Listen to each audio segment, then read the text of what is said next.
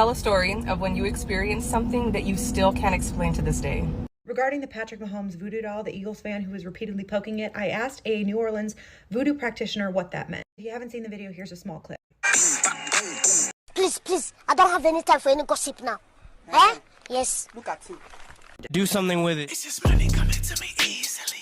Money coming in and needing me. Money coming in repeatedly. Money coming, it's just money coming. It's just money coming to me frequently. Money coming in to be with me. Money coming in secretly. Money coming, it's just money coming. It's just money coming to me always. Money coming in all day. Money coming in all. Hey y'all, welcome back to All Things Jenny. I'm Jenny and happy spooky Sunday to you. I hope you're ready. Go ahead and grab your drink, grab your smoke, or grab whatever it is, your tea, because we're about to get into it. These stories are even crazier. Y'all remember the Regarding the Patrick Mahomes voodoo doll, the Eagles fan who was repeatedly poking it, I asked a New Orleans voodoo practitioner what that meant. If you haven't seen the video, here's a small clip. The type of shit I'm on. So many of y'all were tagging me in that video, and I saw it and I was like, what is going on?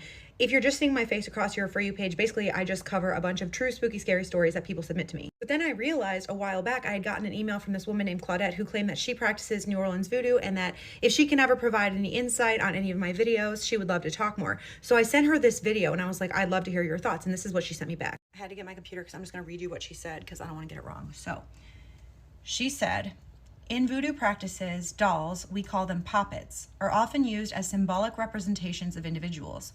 The act of stabbing the doll is believed to inflict misfortune upon the person the poppet represents. The poppet is not inherently a tool of harm, but as a conduit of energy. Each pin, each placement carries meaning. The stomach is a center of power where strength and will reside. It is also where fear, anxiety, and doubt take root. To stab a doll in the stomach could mean many things. It could be an attempt to weaken someone's resolve, to drain their energy, to fill them with unease or pain. In some cases, it is meant to disrupt confidence, digestion, or even a person's ability to act with clarity and force. But remember, voodoo is not just about harm. Intention is everything. A pain in the stomach could also symbolize transformation, forcing someone to purge negativity, or making them vulnerable to change. The question is just not what was done, but why. Whatever that woman at the Super Bowl was doing, she was channeling something. Whether it was just a fan superstition or something deeper, well, Mahomes surely felt it, didn't he? As far as examples of times when this would be used, now that's a question laced with intent. If someone were to press a pin into the stomach of the doll to weaken another's determination, it would be in moments of deep struggle, when bending to will is more useful than breaking a body. Imagine a courtroom, she calls me Cher. A bitter fight over land, legacy, or love. A rival stands too strong, too sure in their conviction. A pin in their stomach might fill them with unease, make their confidence waver, or turn their tongue to lead. But remember this, sugar, voodoo is balance. What you send out, you best be ready to receive. The spirits do not play games, and neither should you. You're thinking like someone who understands the weight of this energy. If that woman in the crowd knew what she was doing, if she was truly working a spell, then a pin to the stomach of Mahomes' doll could have been meant to sop his strength, to fill him with hesitation, or to twist his confidence into doubt. Football is a game of will just as much skill. A quarterback like Mahomes thrives on instinct, on reading the field in a split second and making the right call without fear. But what happens when that instinct is clouded? When the stomach, his center of power, feels unsettled. Maybe his body felt sluggish, his reactions a step behind. Maybe that sharp edge of his decision-making dulled just enough to throw a pass too slow or to second-guess a move that should have been made without thought. And let's not forget, stomach pain, if truly afflicted, can weaken even the strongest person. If he felt off, even for a moment, that's all it takes in a game like that. A missed read, an interception, a game slipping through his fingers like a fate already sealed. Now, was it the woman in the doll, or was it just the way the spirits decided the night should unfold? That, Cher, is the mystery of it all. But one thing's for sure. Intent carries weight, and the spirits have a way of answering back. At this point, I emailed her back and I said, do you believe the woman really did curse Mahomes with the pin in the doll, or was it just for show? And she said, now that's the question, isn't it? Was it true work or just a fan grasping at superstition? In New Orleans voodoo, we know that power doesn't just come from the act. It comes from the belief behind it. If that woman put her whole spirit into that doll, if she called on the right forces, if she knew the rhythm of the work, then yes, Cher, it's possible that she sent something Mahomes' way. Energy moves in ways most people don't understand, and intention can be a force stronger than any play on the field. But if she was just playing, if she was just putting on a show for the cameras, then the spirits wouldn't have listened. Voodoo ain't a parlor trick. It's a conversation with forces older than time. If you knock on that door without knowing who's on the other side, you might find nothing, or you might find something you weren't ready for. So, did she curse Mahomes? Maybe. Or maybe the weight of millions watching, hoping and willing his downfall was enough to tilt the scales all on its own. Because sometimes, share, the most powerful magic isn't a doll or a puppet or a pin. It's in the collective force of belief. So I asked her, do you have any final thoughts or things to tell the audience if they saw that video? And she said, if you watched that video and felt a chill, a curiosity, or a question in the back of your mind, you already know that answer is real. Whether that woman was working a true spell or just playing a part, she reminded the world of something most have forgotten. Intention has weight, belief has power, and sometimes the unseen moves among us just as surely as the wind. But let me tell you this. Voodoo is not about curses and puppets. It's about balance, about respect, about knowing that what you send out, you best be prepared to receive. If she was truly calling on forces beyond herself, she better hope she asked the right way, with the right heart, because the spirits don't play favorites, and the debt of a misplaced working always comes due. And to those who laughed, who brushed it off as nothing, well, maybe you're right. Maybe Mahomes just had a bad game. Maybe the doll was just a cloth and a thread, and the pin just a pin. Or maybe the universe was listening. And if you ever find yourself on the other side of that kind of energy, you'll understand why some of us know better than to take it lightly. So yeah, that's what Claudette said. I've actually been going back and forth with her for a few weeks. We're talking about having her as a guest on my podcast, but we're still working out all those details. Also, I have a story time about a man who sent me his experience of being cursed by a voodoo doll. So let me know if you want that, and I'll post that later today. Let me know your thoughts in the comments, because I don't know. I don't know what to think, but I feel like maybe there was something. Tell a story of when you experienced something that you still can't explain to this day. I'll go first. Back in the 90s, when I was a kid, we were struggling financially, and anytime that I was hungry, I felt a little bit of guilt because I didn't want my parents to have to pay for my food. It was a really stagnant, hot summer day. Just me, my mom, and my brother were at home, and out of nowhere, we hear loud crashing and banging all over the roof of the house. We were up on the second story, and there was a porch and like a balcony, so we could hear the porch and the balcony getting hit also. We're freaking out, and as soon as the banging stops, we get up and we run out to the balcony. That was the closest space to us, and when we looked out, we were like, what is this? There was produce everywhere. Everywhere. There was produce on the balcony and on the ground outside on both sides of the house. The yard was pretty big too, so for there to be this much produce, something really, really weird must have happened. We run downstairs and we notice that there's also wooden crates laying around, so we start grabbing all the produce and putting it into the crates. It was like a field day, and I remember thinking, this is gross because I don't even like, cabbage or potatoes and carrots, but my mom was really excited. We're all kind of walking around the yard, grabbing stuff and putting it into these crates when my mom looks over and tells us to stop. I remember her yelling out like, wait, where did this come from? And we started looking into our neighbors' yards, and there was no produce in their yards. I remember my mom getting kind of frustrated because, she thought maybe the neighbors that we kind of beefed with threw the stuff at our house. But that couldn't have been it because we were pretty damn broke, that whole neighborhood was, and nobody was going to waste and throw this much produce at somebody's house. Also, because I was a kid at the time, I didn't really think it through, but the produce hit the roof of a second-storied house, so it must have fallen from the sky. That's impossible though, so where did it come from? A few years later, I learned about small freight planes, this was back in the 90s, that had been known for accidentally spilling the stuff that they were carrying through air. To this day, that is the only reasonable explanation I can think of. It was really weird, but it was also a blessing because we had a bunch of fresh produce. Tell me a story about a time that you know that you saw something, but you don't ever tell this story because you know that no one would ever. All right, so this is something that freaked me out, and every time I think about it, it's like it just gets creepier, and so I kind of stopped digging into it. This happened in 2007, whenever the Saints won the Super Bowl, and that detail will make sense when I get into the story. Whatever year the Saints won the Super Bowl was the year this happened, like somewhere around 2007, 8-ish. Anyways, so that year, the reason I remember that detail is because that was the year my brother and I decided to go to Mardi Gras for the first time. We said, well, this is a good year to go. We didn't know the Saints were going to win when we started planning it, but they happened to win, and so we, like, as we got closer after they won, we're like, oh, it's going to be like totally turned up. Everybody's going to be celebrating the Saints win. You know, Super Bowl is usually in February. Mardi Gras is in February. So, you know, the party's going to continue.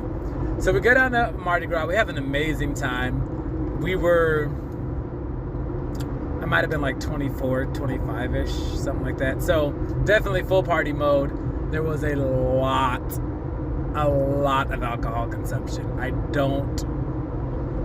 I remember bits and pieces of the trip, but like we were drunk the whole time. It was bad, but we had a great time. Anyways, in the midst of this drunkenness, it's so weird that I remember this so vividly. We were walking through Bourbon Street and everybody's partying, everybody's having a great time, right? And out of nowhere, I see this older woman, and I say older, I mean like she got to be like up in her 80s, like late 80s. Definitely looked out of place in the middle of Bourbon Street, right? It wasn't quite dark yet, but it was like dusk. It was like that right before the sun fully sets type of time. So it was darker, but it wasn't like pitch black yet. And this old woman looks completely out of place, and so like my eye is drawn to her. And like it almost seemed unreal that she would even be there, to be honest. And she was just standing there, and she looked at me, and she reached out and like grabbed my hand. And she looked dead in my eye, and she said, "You have roots here." And then she let go of my hand, and she walked away. Didn't say anything else. I didn't say anything to her. I just looked at her like, I don't know. That was strange, right? I forgot all about it. Came home, told everybody about the amazing time I had at Mardi Gras. I didn't remember that happening until like a couple years later. When I say a couple years, a lot, like recently. It's like it's more than a couple years later. And this is where it gets weird. So my dad passed away in October of 2022. Now, when he passed away, as I think most people do, like you start looking into family histories and, like you find old photo albums and documents, and you start discovering things about, just stuff that the family's never talked about. Anyways, throughout this, sort of funeral planning process, I found out that I have family on my dad's side that were originally from New Orleans. When I found that out, it brought back the memory of that woman immediately, like vivid, like it just happened yesterday. And it freaked me out, and now I'm at a place where I'm afraid to look into this, because the way she said it almost made me feel like there was some darkness to it. I don't know. I've always been sort of drawn to supernatural things, but I don't give into it because I'm afraid of that stuff. I'm a Christian. I don't feel like that's of God, and so I'm like, nope, leave it alone. But it made me wonder, like, do I have like family that was into that? I don't know. And the craziest part is I've always been drawn to New Orleans. Ever since that first trip, I've been to New Orleans probably five or six times now through the years. And I always tell anybody you ask, that's my favorite place to go. And the only time I really partied like that was that first time for Mardi Gras. Every time I go, I love it. And it's really for like the history, the mystery, like the sort of darkness in the city. I don't know. It just intrigues me so much, but in a scary way, because I'm always like, I tiptoe around stuff. I'm like, nah, that's too far. I don't want to get too deep into it. But I don't know. So anyway, that's my weird story of like creepiness, and I feel like the story's not done though. I don't know. I just feel like something's going to tie it together in the future, and I'm going to sort of put the pieces together and see what those roots are. Because I don't know why. I don't know this woman. I still see her face, but for some reason I fully believe her. And once I found out about having family there, that kind of verified it. So I don't know. Maybe I'll see her again and I'll ask her questions. Someone submitted a story to me that made me question everything. I am back with another spooky story. You guys have been bullying the fuck out of me for a spooky story, and I'm tired. Damn. I'm clocking in. We're gonna call the person who submitted the story Lola. Lola asks, what if life is more mysterious than we think? Now, Lola said before this, she's never experienced anything creepy in her life, never had a paranormal experience, even though she wouldn't know if she would consider this a paranormal experience. Lola suffers from seizures, and she had a really bad seizure back in 2020. She was in the house alone, and she fell while she was seizing and hit her head. This was a really intense seizure that after it was done, she pretty much passed out. It wasn't until people got home later that they saw her and got her to the hospital, to which she was in a coma. From Lola's perspective, she remembers everything going white. After everything goes white, the next thing she knows, she is a kid again. And she has the same parents, but just some things were a little bit different. She said when she went back to being a kid, she was shocked by everything because what is going on? Is this a dream? Like, what's happening to her? She would freak out. She'd run and tell her parents about this life that she has, but she has this husband and kids. Her parents thought that, oh my God, like, you know, your imagination is really crazy. Lola says that days, months, and even years went by, but she fully grew up and memories of her old life started to fade, where she became fully settled in this new reality, where she became that person, completely forgot about her life. Well, on her 21st birthday, she has a seizure in her sleep, to which everything goes white again, and she wakes up in a hospital bed to a strange man that she faintly recognizes crying over her and two kids calling her mom. Said at this point, these people felt familiar, but she didn't quite know who they were. And she can feel their emotion and their joy, but she couldn't share that with them. She winds up getting discharged from the hospital. She goes home with her husband and kids. Her husband tells her that she'd been in a coma for the past 2 weeks. And now she has to work on getting her memory back. She's telling this man that she doesn't know him or these kids, and that her name is not Tiana but Lola, and she has a boyfriend, his name is Joseph, and she lives in Connecticut. This is all strange. And her husband is showing her these pictures from their wedding day to family events to the kids. She sees herself in these pictures, but she doesn't recognize herself. She says she went through a major depression. As the days went by, some memories from her old life, aka Lola's life, started to fade, while her old ones from her original life were coming back. Lola says that as she noticed that her memories were fading, she journaled everything because she just could not let go. Every once in a while, she would dream of that life, and she feels so much guilt about it because she has her kids, but she misses her other life so bad. Lola said to protect herself, she had to stop talking about this completely because other people started to think that this was a threat to her mental health. She was even taken to a mental institution once, and she had to lie to get out of there because she knew what happened, what she lived, and what she experienced. So even though this may not be the spooky story that you were hoping for, she wants the people to know that there's a lot more to life than you might think. Okay, so if you have a spooky story that you want to submit, feel free to DM me or either on Instagram or right here on TikTok. Submit the story and double check your grammar. You guys need to follow me on Instagram. It's Rebecca_Journey. Yeah, it's at the top of my page. Also my YouTube for longer, spookier stories. Come on, y'all. Subscribe to my YouTube channel. It's literally free. I love you, my abducted humans, from your favorite Haitian homegirl. This girl named Monica hit me up. She's like, bitch, you want a crazy dating story? Because I've got one.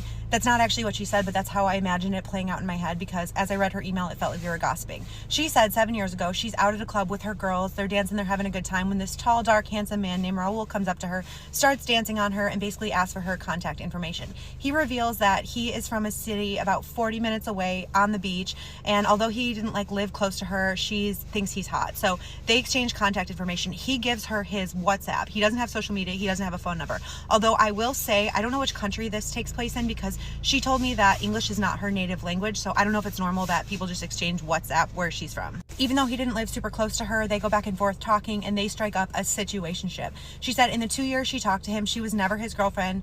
he was never her boyfriend, although she wanted him to be her boyfriend. But he was always saying like, oh, I need to keep this casual. She was like, okay, whatever. She was still into him. Some weekends he would come stay with her. Other weekends she would go stay with him, and everything was pretty good. Except for sometimes he would just go off the grid, like not talk to her for days or weeks at a time. During one of these weeks where he just goes MIA, she decided she's going to stalk his ex-girlfriend on the Book of Faces. She knew her name. We're just going to call her Tina for the story. I don't know. I just made that up. But she knew Tina's name because he had mentioned her before, saying that they dated for like 7 years, but Tina was unstable, and she still kind of was like into him, but they weren't together anymore, and she was in therapy. And she knew her last name because Raul still worked for Tina's dad in like automotive repair or maintenance, something like that. So she finds her pretty easy on the Book of Faces. She also finds her entire family. So she stalks Tina, she stalks Tina's mom, and she can tell pretty early on that Tina's mom is into practicing some kind of dark magic that is unfamiliar to Monica. I guess it was just from her posts and stuff. So whatever. Tina doesn't have anything on there about Raul. But Monica also knows that Tina isn't completely out of the picture because Tina is still friends with Raul's mom and his sister because, again, they were together for 7 years. So a lot of times she is over at his house. And Raul is transparent about this, but he says he doesn't want anything to do with her, that Monica doesn't have to worry about Tina being in his life. And during all of this, Raul and Monica are actually doing coupley things even though they're not a couple. Like sometimes they take weekend trips to other cities. Sometimes they have like date nights. Like it's a relationship without the label of a relationship. She suggests to Raul that she wants to help him set up an Insta account. And he's like, you know what, whatever. If you think I should have one, fine. He doesn't really post much at first, but then another time that he goes MIA, she is shocked to see that he is tagged in a photo from Tina on her account, and the caption says something along the lines of, I'm so glad we're back together. And the photo is of the two of them in a car. So immediately Monica hits Raul up. She's like, what is this? I thought you weren't with her. And he's like, honestly, I don't know why she posted that. We're not together. And she's like, well, explain yourself, because on Insta, it looks like you're together. And Raul's just like, I'll explain when I see you. So he comes over and he basically tells her, I don't know why she posted that. And Monica's like, well, why did you even meet up with her? And Raul's like, I don't know. She said the only answer he ever said was, I don't know. So whatever, Monica can't really do anything because, again, they're not together, and he's swearing that he's not with her. She said she didn't entirely believe him because men lie, but she also really liked him, and he really still came and stayed over at her house, and she just couldn't do anything about it.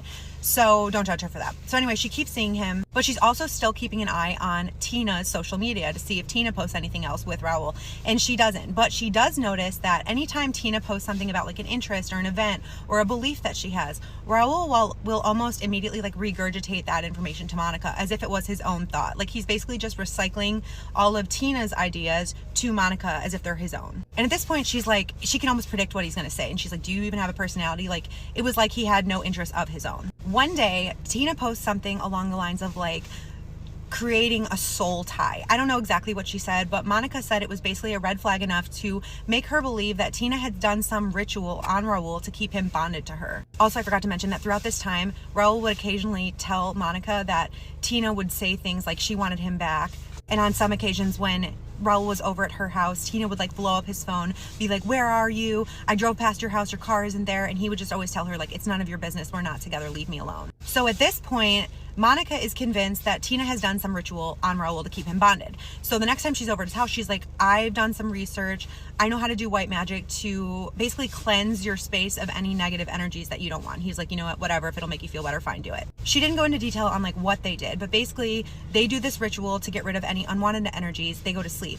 That night, Raul wakes up screaming because he claims that he saw a dark shadow figure standing over him as he was sleeping. He jumps up, he turns on all the lights, they don't find anything, but he's really, really upset by it, and he cannot go back to sleep. I guess this situation really freaked him out, and he basically ends things with Monica completely. He's like, I don't know what you're into, I don't want anything to do with it. She said at first when he like ended things, she thought it was so he could go back and date Tina, so she kept an eye on Tina's social media, but he actually didn't, and she found out through the grapevine that he was actually dating another girl not too long after. But like a year goes by, and he ends up reaching out to her. He broke up with that other girl. He was like, hey, I would love to meet for drinks. I actually really want to have a conversation with you. So she's like, okay, cool, what do you got? So she goes and meets up with him, and he basically tells her that he does believe at this point he was under the influence of dark magic, and that Tina had done something to him to keep him like bonded to her. And she's like, what do you mean? And he's like, well, I found out that she has a pay. It's spelled P-A-E in her email. I'm not familiar with this term, but basically she said it's a priest from the Umbanda religion, where she's from is known as an African Brazilian dark magic. I want to pause here to say that I never mean to be disrespectful. I don't know about these things. A lot of times when I read these emails, that's like the first time ever hearing about something. So please correct me if I'm wrong about something, but I am interested in sharing stories from all different cultures and all different religions because it's interesting to me and I like to learn. That said, I believe everybody has a right to believe what they want. I think what's real for you, what works for you, you should keep doing that. But anyway, Raul tells her that this pay has been coming over to Tina and her mother's house for regularly for a long time. And sometimes he's been over there when it happens. And Tina has asked him for bits of his clothing, pieces of his hair, or things that he recently ate. And he always just gave it to her, even though he knew she was using these items in rituals. Monica was like, why did you give her those items? And he's like, honestly, I just didn't believe in magic. But she said that after they talked, he did claim to feeling like he was the victim of something beyond his control. And the conversation was actually really healing to them both because she said it made them both realize that even if you don't believe something, that doesn't mean it's not real. She said pays in her culture, she knows about them even though she's not part of that religion. They're advertised often, and sometimes you see a dead chicken on the end of the road with red threads or with pieces of popcorn and potatoes. And she said she does not know what that means, but she does know that they're taught from an early age never to touch those items. She also sent me a link if you're interested in looking into it. The most famous pay where she's from is a guy named Pay Donato, so look him up if you're interested in learning more. But she said she doesn't know who actually helped Tina and her mother with these rituals, but she does know whatever they were doing was real. Now, Monica said I could use her real name. She'll be in the comments, so if you have questions, comments, thoughts for her, feel free to leave those below. I think if she responds, it'll probably be from her real account. She said, although I could use her real name, she just wanted me to change Raul and Tina's name because she didn't want them knowing that I told this story. And as far as an update, Raul is happily away from Tina. He hasn't talked to her in a long time, and she is now dating someone completely unrelated who is very fulfilling and good to her, and luckily doesn't have any crazy exes. So yeah, let me know your thoughts about this. If you know what I'm talking about, if you can provide any more insight, and keep sending me your spooky scary stories. I'll keep adding them to this playlist. I've been posting a lot of dating story times because Valentine's Day is coming up, but I've got a lot in the chamber for you guys. Hey guys, I'm Jenny and this is Shameless Plug. So I want to tell you guys about my Crown of Success manifestation book with easy, simple rituals and spells to manifest a life of abundance in your life. And those spells are so easy, even a child can do it. So this book is filled with different spells that I've learned over the years from my family, passed down from grandma and everything. And also those are spells that I've actually tried and I know that they work. So this book not only teach you step by step on the things that you can do that are so easy that a child can do it, but it tells you the proper moon phase to use, alchemy, manifesting with numbers, numerology, and also the days of the week that best fit for this particular spell. So it tells you the timing of when to practice the spell, the days of the week, the moon phase. It shows you all the colors of the candles that you should be using and different planets. So for example, I show you planet Jupiter is for Thursdays and the hours of the days that you should be doing the spell. So this is an easy road opener spell. So I know a lot of people like to do different spell work, but if your roads are blocked, of course your spells are not going to work. So it's good to unblock yourself first and then start using the spell, especially with the new years and the new days to come. And also I have some amazing spells in here. This is a powerful quick money spell, so if you end up buying for some money and you're just trying to get some money. And I even have some easy, powerful spell to win Game of Chance. So if you are a gambler, now I don't promote gambling, but if you are a gambler and you're just trying to make some money and trying to make sure you win, these spells will definitely help you. It tells you the best days to do it. So it says the best days to perform this spell is on a Thursday, Jupiter day. Jupiter is the planet of good fortune, luck, and expansion. Jupiter is the best day to perform spells that boost luck and increase your chance of success in any game of chance or any money spell, period.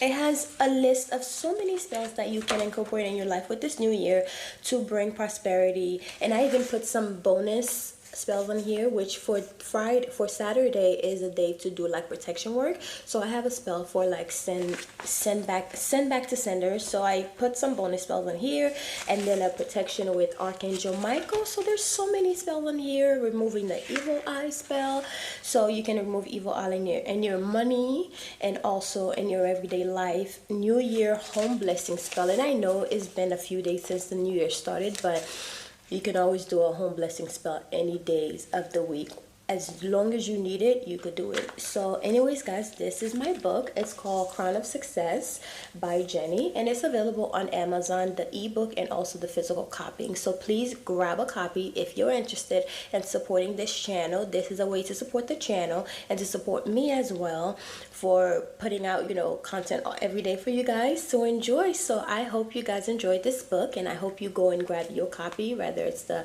ebook or the physical copy. I say have a physical copy, but it's really up to how much, you know, your wallet and what you can afford. So anyways, I'll talk to you guys later. Bye. Mwah.